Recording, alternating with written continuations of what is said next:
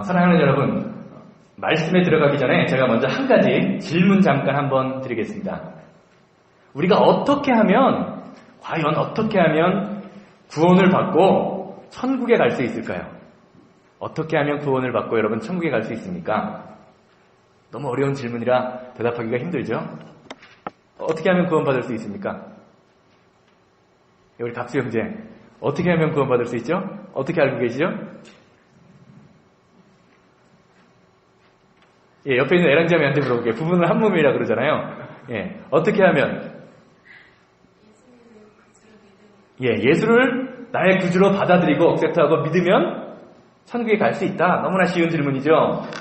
희정이한테도 물어보면 알고요. 제가 주일학교 가르칠 때 우리 학생들한테 물어봐도 누구나 대답할 수 있는 초등학교 수준의 질문입니다. 우리가 구원에 관해서 이렇게 설명할 수 있는 이유가 무엇입니까?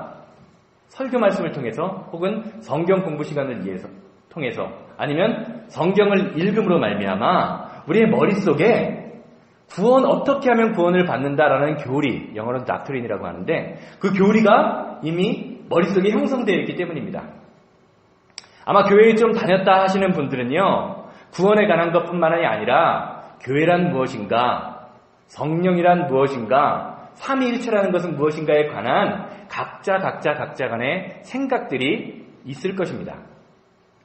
우리가 그리스도인으로서 이렇게 구원에 관한 교리 또한 기독교에 대한 사상을 아는 것은요, 매우 중요합니다. 왜냐하면요, 이렇게 교리에 관해서 올바로 아는 것으로 인해서 우리가 이단의 유혹에 빠지지 않을 수 있도록 교리가 우리를 지켜주기 때문입니다. 그런데 우리가 이러한 교리에 관한 것을 생각하면서 한 가지 더 중요한 것이 있습니다. 그것은 무엇이냐? 우리의 신앙생활, 하나님을 믿는다는 것이요, 단순히 교리적인 지식, 머리로 아는 지식으로만 끝나서는 안 된다라는 겁니다. 머리로만 아는 예수님은 소용이 없다는 거예요. 제5의 경영이라는 책을 쓴 스탠퍼드 대학의 피터 센케 교수는요, 그의 칼럼을 통해서 어떤 이야기를 했냐면요, 기독교 교리는 머리로만 생각하는 신념 체계의 종교가 아니라 교리의 삶을 살아내는 삶의 방식이다라고 이야기했습니다. 쉽게 말하면 어떤 것이냐면 기독교가 교리적인 머리적인 생각으로 교리만을 강조하고 비기독교인들에게 교리적인 종교로서 비춰진다면 그것은 기독교가 변질되고 있다라는 증거다라고 이야기했다라는 거예요. 쉽게 말하면 어떤 것이냐? 우리가 그리스도인으로서 나는 교회에 다닙니다라고 이야기하면서 믿는 대로 살아내지 못하고 예수 믿기만 하면 구원가라는 그 믿기만 하면이라는 마음만 가지고 있다면요, 우리의 믿음이 지금 잘못된 방향으로 흘러가고 있다라고 이야기하는 겁니다. 믿는 대로 실천하는 것이 중요하다는 거죠. 요한복음 1장 39절 말씀을 보면요, 예수님이 제자들을 부르시면서 어떻게 이야기하시냐면요, 와서 보라라고 말씀하시면서 제자들을 부르는 장면을 볼 수가 있습니다. 제자들에게 하나님을 믿는 삶이란, 하나님을 믿는 건 요렇게 우리가 체계적으로 하는 거야, 이렇게 사는 게 그리스도인의 삶이야라고 이야기로 끝나는 것이 아니라 당신이 직접 이야기하는 것을 와서 봐라 라고 이야기하면서 자신의 삶을 통해서 제자들에게 보여주셨다라는 거죠. 길게요. 이런 측면에서 누군가가 우리에게 당신이 믿는 하나님이 진짜 살아계신가? 하나님을 믿는다는 것이 무엇인가? 라고 묻는다면요, 과연 우리는 어떻게 대답할 수 있어야 할까요?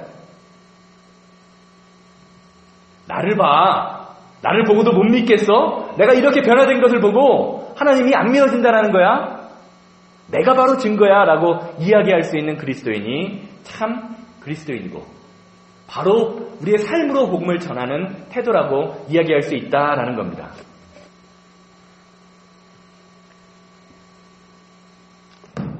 오늘 왜 그러나 모르겠네요. 그런데 문제는 오늘 수많은 교회들 가운데 많은 그리스도인들이 있지만 바로 우리에게 삶으로 복음을 증거하는 이러한 모습이 약하게 나타나고 있다는 겁니다. 새로운 이론, 새로운 성경 공부의 방식을 가르치는 것은 많지만 그래서 성도들 사이에 지식, 머리로 아는 하나님을 아는 지식은 넘치는데 새로운 삶으로 어떻게 그리스도인들이 세상 사람들에게 접근할까? 어떻게 하면 내가 그리스도인의 삶을 온전히 살아낼 수 있을까? 그렇게 노력하고 애쓰는 교회와 성도의 모습은 찾아보기 어렵다라고 이야기하는 거죠. 쉽게 이야기하면 이런 거예요. 교회 주차장에서 만나는 성도나 월마트 앞에서 주차장에서 만나는 사람들이나 얼굴 표정이 별반 차이가 없다라는 겁니다. 저희 교회는 성도님들이 얼마 되지 않아서 예배 끝나고 주차하고 집에 가는데 아무런 문제가 없지만 큰 메가처치들을 보면요, 큰 교회들을 보면요, 예배 시간 거룩하게 예배 드리고 나와서 어떻게 합니까? 주차하면서 예배 시간에 일찍 끝나고 가려고 어떻게 하죠? 빨리 나가야지 그러면서 막 새치기 하고 또 주차장에서 나오면서 차가 막히면 짜증내. 거룩한 모습은 사라지고 예배 시간 끝나고 나가서 차를 타는 모습 가운데에서 짜증내고 화내는 모습들이 우리 가운데 있지 않냐라는 겁니다. 이것이 무엇을 말하는 겁니까? 우리의 신념, 우리의 믿음이요, 삶의 방식으로 잘 나타나고 있지 않다라는 증거라는 거예요. 사랑하는 여러분, 그렇다면 과연 오늘날의 교회는, 오늘날의 성도들은 어떤 모습을 회복해야 할까요? 지난 주간 저는 한 주간 말씀을 묵상하면서 다음 주에 저희가 20년이 되는 기념 예배를 드리는데 지난 20년간 하나님이 우리 교회를 이끄시고 세우시고 만들어 나가신 것, 이러한 것이 하나님의 은혜요, 하나님의 도우심이지만 그것보다 더 중요한 것이 무엇입니까? 앞으로 우리에게 주어진 시간 동안 10년이 될지 20년이 될지 모르는 그 시간 동안 볼도 아름다운 교회가 어떠한 교회 또 어떠한 성도가 되어야 할 것인가라는 것을 생각하면서 묵상하면서 말씀을 준비했습니다. 그리고 선택하는 것이 에베소서 2장 19절에서 22절 말씀입니다. 그런 묵상 가운데 오늘 본문 말씀을 보면서 들었던 생각은 무엇이냐면요, 우리 볼도 아름다운 교회가 예수 그리스도 안에서 하나됨을 추구하는 가족 공동체로 거듭나야 하지 않을까라는 생각을 해보았습니다. 주 안에서 하나 된다, 그리고 주 안에서 하나 되는 가족이 된다라는 말씀에 대해서 오늘 본문 말씀 19절 말씀은 이렇게 증거합니다. 그러므로 이제부터 너희는 외인도 아니요 나그네도 아니요 오직 성도들과 동일한 시민이요 하나님의 권속이라. 권속이라는 말이 무엇입니까? 가족이라는 뜻이죠. 교회 안에 있는 모든 성도가 하나님의 자녀이고 하나님 안에서 서로 가족이 된다라고 말씀하고 있습니다. 오늘 본문 말씀의 배경인 에베소서는요, 이방인들과 유대인들이 섞여 있는 교회였습니다. 인종차별을 없애자라고 이야기를 하죠. 21세기에도 그런 말을 많이 하죠. 그런데 우리가 인종차별은 있어서는 안 된다라고 하는 교회들 가운데 수많은 교회들이 어떻게 나눠져 있습니까? 흑인과 백인이 섞여서 예배드리는 교회, 여러분 보신 적 있으세요? 쉽지 않죠. 저는 방문해 본 적이 있어요. 뉴시티 펠로우십 처치라고 차타누간에 있는 그런 교회에 목사님이 백인이고요, 사모님이 흑인이시고 멀티 에트닉 처치, 그러니까 흑인과 백인 히스패닉 계열의 사람들이 다 와서 드리는 그런 예배인데요. 신학생이었던 제가, 미국에서 신학생이었던 저도요, 와, 신기한 교회구나라고 느낄 정도로 그 교회가 좀 특이하고 독특한 교회다라고 해서 방문했던 적이 있습니다. 21세기 인종차별을 없애자라고 이야기하는 교회들 가운데도요, 서로 다른 인종들이 섞여서 예배드리는 것이 쉽지 않습니다. 다른 민족이 예배드리는 게 쉽지가 않습니다. 그런데 2000년 전 초대교회 당시에 이방인들과 유대인들이 함께 한 교회에서 예배드린다는 것은요, 지금 이 시대에 흑인과 백인들이 함께 예배드린다는 것보다 훨씬 더 놀랍고 센세이션한 일이었습니다.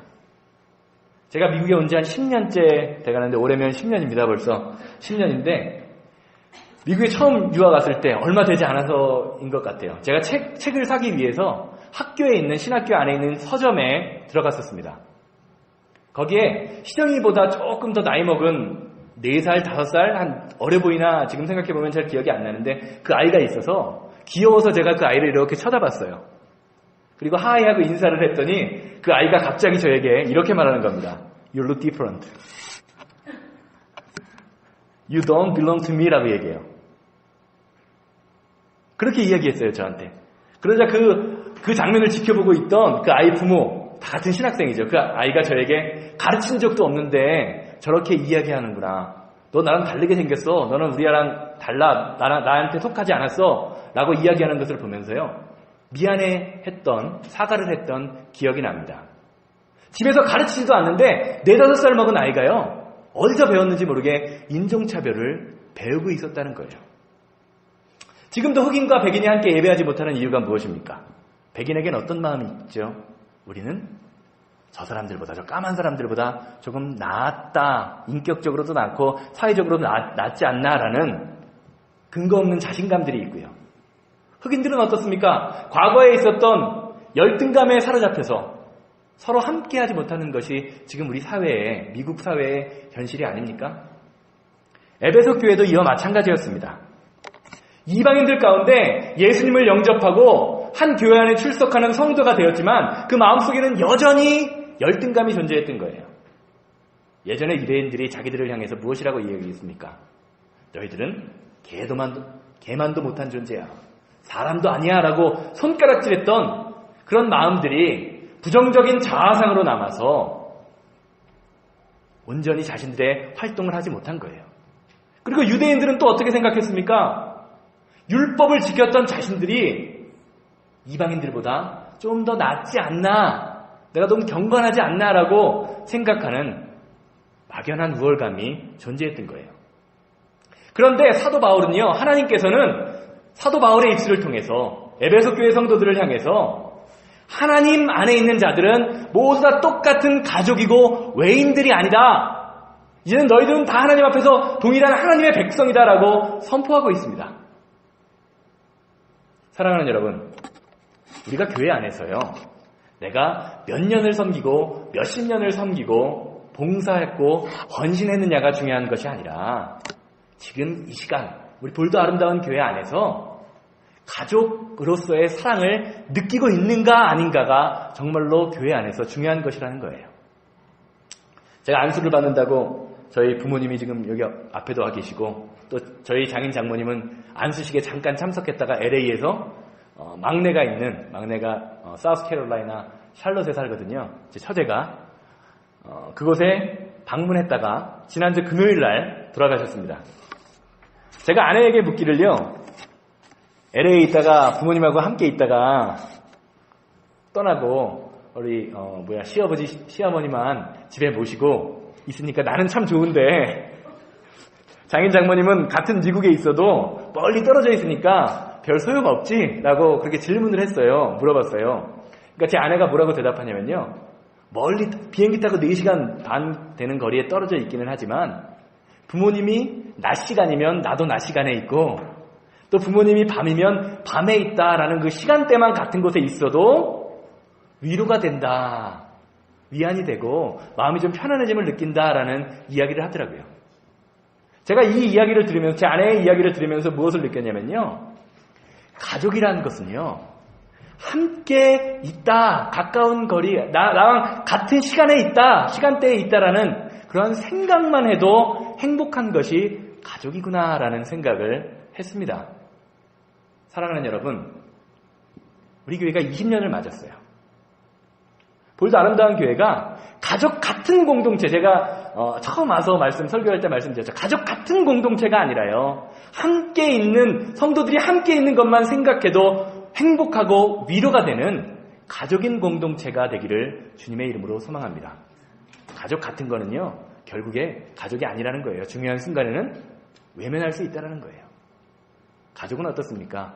범죄를 저질러도요, 내 아들은 원래 착한 녀석이라고 이야기하는 게 부모입니다. 형제입니다. 가족 같은 공동체를 뛰어넘어서 가족인 공동체가 될 수 있는 우리 아름다운 교회가 되기를 주님의 이름으로 소망합니다.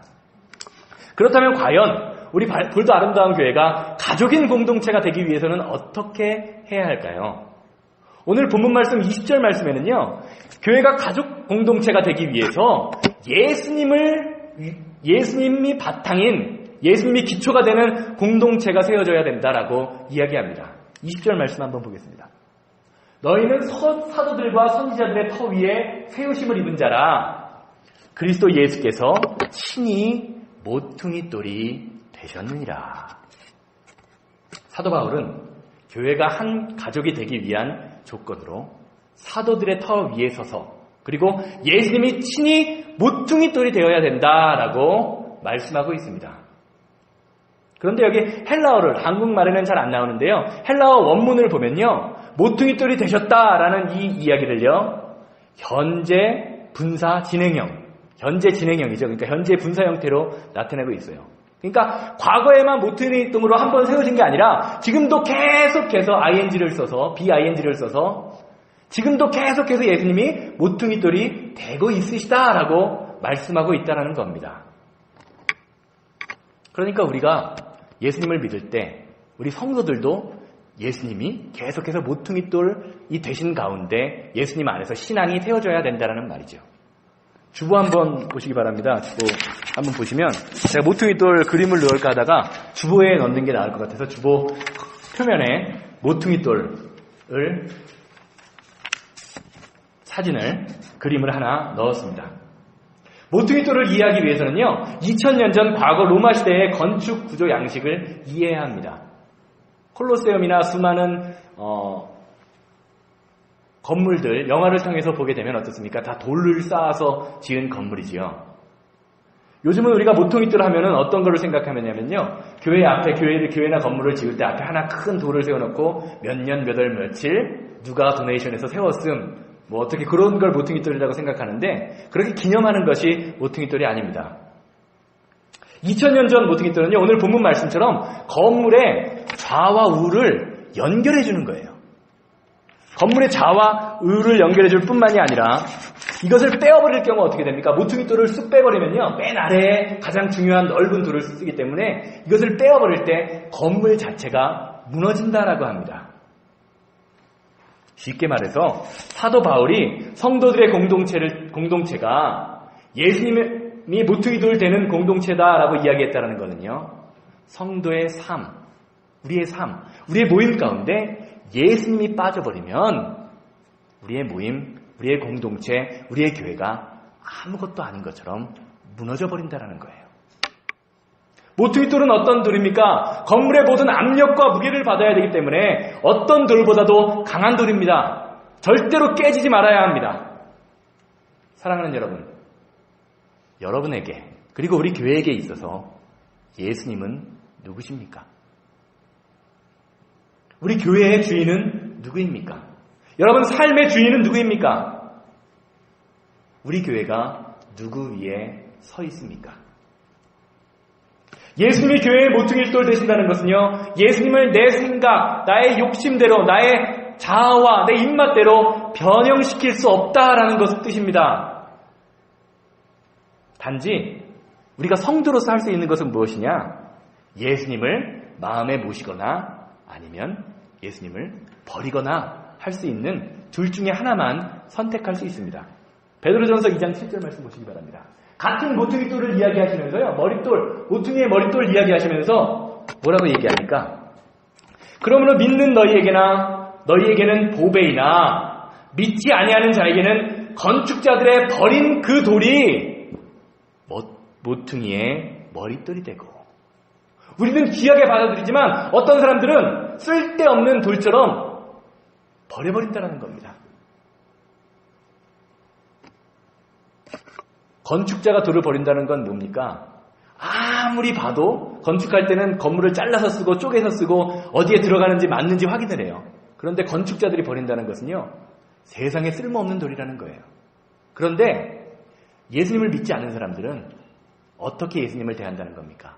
세상에 아무짝에 쓸모없어서 버려지는 돌덩이처럼 대한다라고 이야기하는 거예요.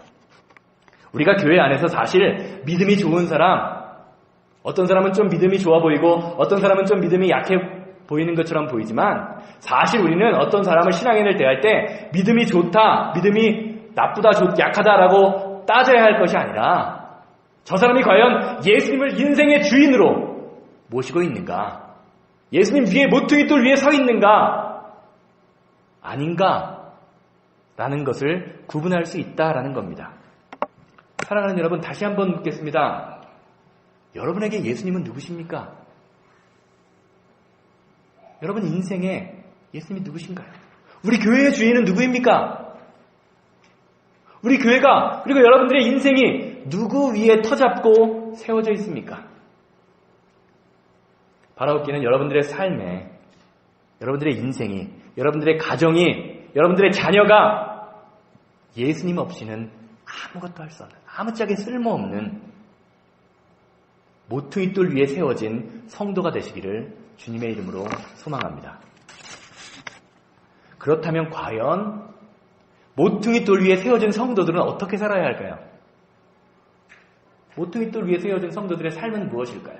저는 오늘 본문 말씀 마지막 절인 21절, 22절 말씀을 보면서 대답을 찾고자 합니다. 그것은 예수님 안에서 함께 성장함을 인정하고 함께 자라가는 것입니다. 에베소서 2장 21절, 22절 말씀 한번 보시기 바랍니다. 그의 안에서, 그의 안이 무엇입니까? 모퉁이돌 예수님이죠. 모퉁이돌 대신 예수님 안에서 건물마다 서로 연결되고 주 안에서 성전이 되어간다.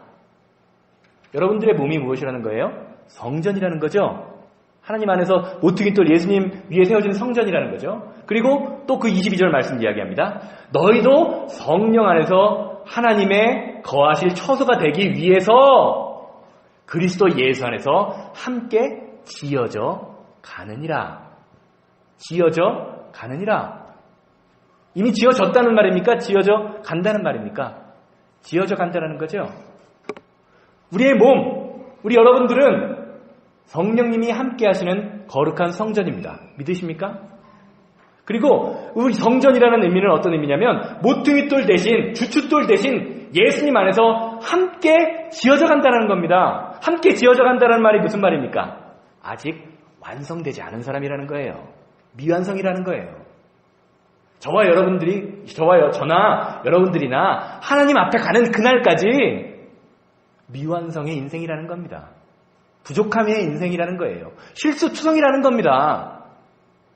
그렇기 때문에 우리는 미완성된 성도들의 삶을 보고요, 실망해서는 안 됩니다.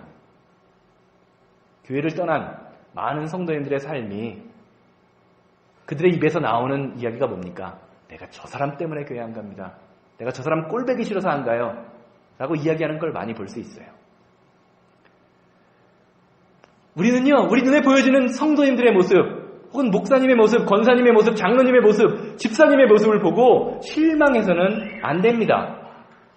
우리 눈에 보여지는 성도와 교회의 모습은요, 원래 미완성인 거예요.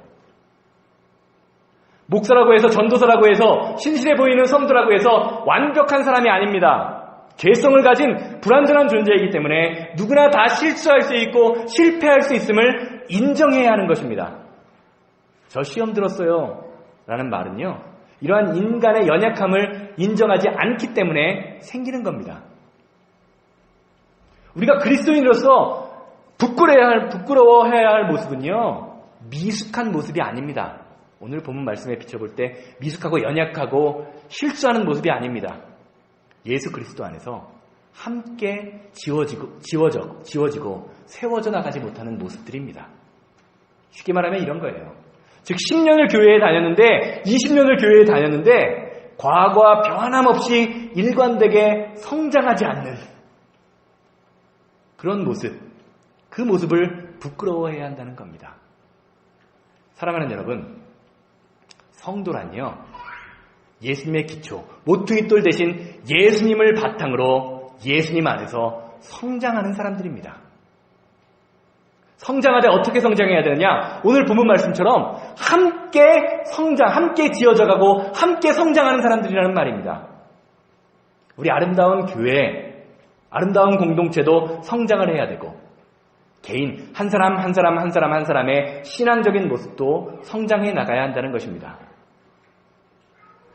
성장한다는 것은요, 어떤 사람이 잘못했을 때 야, 내가 너를 위해서 정말 사랑하니까 충고 한마디 하겠는데 그러면 안 돼 라고 이야기하는 것이 아니라고요. 아니라 비난하고 정죄하는 것이 아니라 혹시 목사가 실수했을지라도 성도가 잘못했을지라도 서로 용납하고 기다려주고 서로의 눈물을 닦아주고 상대방의 영혼을 위해서 그의 삶을 위해서 기도해주는 것이, 기도해줄 수 있는 마음을, 넓은 마음을 갖는 것이 함께 지어가는 성도라는 것을 인정하시기 바랍니다. 우리 볼도 아름다운 교회 20년을 바라보면서 과거의 그 많은 영광과 상처, 기쁨 그런 것만을 바라보는 것이 아니라 앞으로 주실 하나님의 시간을 기대하면서요, 정말로 필요한 것이 무엇이겠습니까?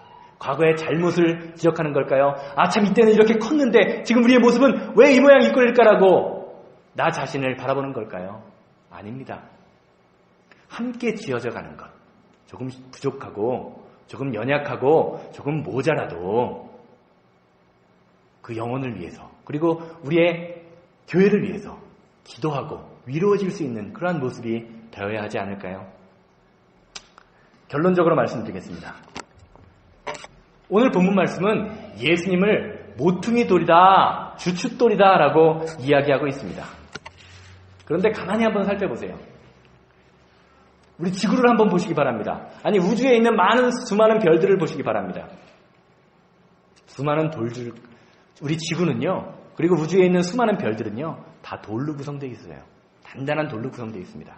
그리고 그 수많은 돌 중에 가치 있는 돌을 무엇이라고 부릅니까? 가치 있는 돌은 수석이라고 부르죠. 수석이라고 불러요. 그리고 그것보다도 더 가치 있는 보석을 무엇이라고 부릅니까? 우리가 하나 정말 차고 싶어하는 보석이라고 하죠. 그리고 보석 중에서 가장 단단하고 아름답다, 가치 있다라고 느끼는 돌은 무엇입니까? 보석은 무엇입니까? 다이아몬드죠. 제가 예전에도 말씀드렸지만 우리 희정이가 어릴 때 제가 결혼 기념으로 해준 다이아 반지를 쓰레기통에 버렸습니다. 쓰레기를 버리는 법을 가르치니까요, 그냥 집에 있는 모든 것을 다 쓰레기통에 버리느라 하나밖에 없는 그 다이아 반지를 쓰레기통에 갖다 버린 기억이 있어서 제 아내가 아직까지도 그 생각만 하면 마음을 아파하는데요. 이게 8주년 됐는데, 결혼이 8주년 돼가는데 10주년 될 때 다시 하나 사줘야 되겠다라는 생각을 해봅니다. 그런데 중요한 거는요, 다이아몬드는요, 석탄과 분자 구조가 같아요. 탄소로 구성되어 있습니다. 단지 다른 점은 무엇입니까? 석탄은요, 그냥 탄소 덩어리가 뭉쳐서 된 것이 석탄이고요. 다이아몬드는 그렇게 뭉쳐있는 탄소 덩어리 석탄에 고온과 고압을, 땅속 깊은 곳에서 고온과 고압을 견뎌낼 때 뭉쳐지고 단단해지고 그냥 까맣던 것이 하얗게 혹은 보라색으로 수많은 색깔로 변화되면서 아름다움을 드러낸다는 겁니다. 성도의 삶도 이와 마찬가지 아닌가라는 생각을 해봅니다. 같은 일을 하고 같은 장소에서 같은 예배를 드리지만 누구 위에 세워졌는가? 누구를 위해 봉사하는가? 그것에 따라서 우리의 인생이 결정됩니다. 마태복음 7장 24절에서 27절 말씀을 보면 이런 말씀을 예수님이 하시죠. 그러므로 누구든지 나의 이 말을 듣고 행하는 자는 그 집을 반석 위에 지은 지혜로운 사람 같으니 비가 내리고 창수가 나고 바람이 불어 그 집에 부딪히되 무너지지 아니하나니 이는 주추를 반석 위에 놓은 까닭이요 나의 이 말을 듣고 행하지 아니하는 자는 그 집을 모래 위에 지은 어리석은 사람 같으니 비가 내리고 창수가 나고 바람이 불어 그 집에 부딪힘에 무너져 그 무너짐이 심하니라. 사랑하는 여러분, 여러분의 인생은, 여러분의 삶은, 여러분의 가정은 누구 위에 세워지셨습니까? 누구 위에 세워지기 원하십니까? 모퉁이 돌 대신, 우리의 주춧돌 대신 예수님 위에 세워짐으로 말미암아 온전한 가족 공동체를 이룰 수 있는, 겉으로 보이기에는 별거 아닌 것처럼 약해 보여도, 몇 사람 아닌 것처럼 보여도 우리 안에 성령님이 함께 하시고 하나님이 함께 하시는 그런 아름다운 공동체를 이루시기를 주님의 이름으로 소망합니다. 겉으로 볼 때는 아무것도 아닌 것처럼 보여도 예수님 위에 세워진 인생이 성공합니다. 예수님 위에 세워진 인생이 하나님이 인정하실 것입니다.